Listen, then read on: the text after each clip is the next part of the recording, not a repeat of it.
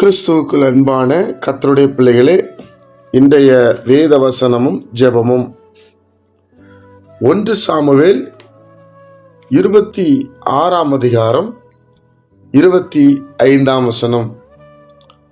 அப்பொழுது சவுல் தாவீதை நோக்கி, என் குமாரனாகிய தாவீதே, நீ ஆசீர்வதிக்கப்பட்டவன், நீ பெரிய காரியங்களை செய்வாய், மென்மேலும் பலப்படுவாய் என்றான். அப்படியே தாவீது தன் வழியே போனான், சவுலும் தன் ஸ்தானத்திற்கு திரும்பினான்.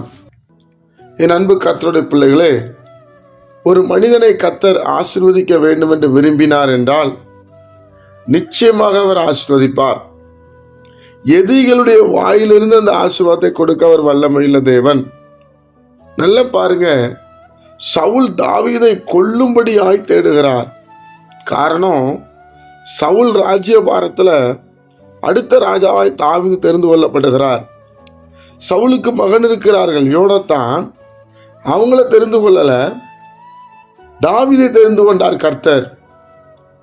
ஆனா கர்த்தர் நேசிச்ச அன்பினால தாவீது கொஞ்ச காலம் ரொம்ப கஷ்டப்பட்டாலும் எதிரிகள் வாயிலிருந்து தான் கர்த்தர் தாவீதுக்கு அந்த மேன்மையான ஆசீர்வாதத்தை கொடுக்கிறார்.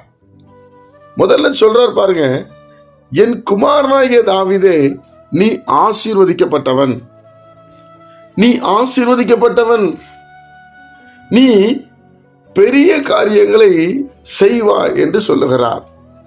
என் அன்பு கர்த்தருடைய பிள்ளைகளே, 2 விதமான ஆசீர்வாதத்தை இன்றைக்கு பார்த்துட்டு நாளைக்கு நம்ம இன்னொரு ஆசீர்வாதத்தை பார்க்க போகிறோம். என்ன சொல்லுகிறார்? நீ ஆசீர்வதிக்கப்பட்டவன். கர்த்தருடைய கரம் உன் மேல இருக்குது, கர்த்தருடைய மகிமை உன் மேல இருக்குது. நான் பார்க்கிறேன், உன்னை கொல்ல நினைக்கிறேன், என்னால கொல்ல முடியல, உன்னுடைய ஒரு கிருபை தாங்குகிறது என்று சொல்லி இங்கே நாம் பார்க்கிறோம். தேவனுடைய பிள்ளைகளே, பல நேரத்தில் நம்ம வளர்ச்சியை கண்டு, நம்ம ஆசீர்வாதத்தை கண்டு சிலர்லாம் நம்ம மேல பொறாமப்பட்டு என்னென்ன சும்மா செய்வாங்க பாருங்க. ஆனா அவங்களுக்கு அது வாய்க்காது. காரணம் என்ன தெரியுமா? நம்ம மேல தேவனுடைய அபிஷேகம் இருக்கும். அதனால மாறாக பாருங்க, சபிக்க முடியல, ஆசீர்வதிக்கப்பட்டவன் சொல்ல ஆரம்பிச்சிருவாங்க. நீ பெரிய காரியங்களை செய்வான்னு சொல்லிடுவாங்க. ஏன்னா தாவீது கர்த்தருக்கு உகந்த ஒரு வாழ்க்கை வாழ்ந்தார், கர்த்தருக்கு பிரியமா இருந்தார்.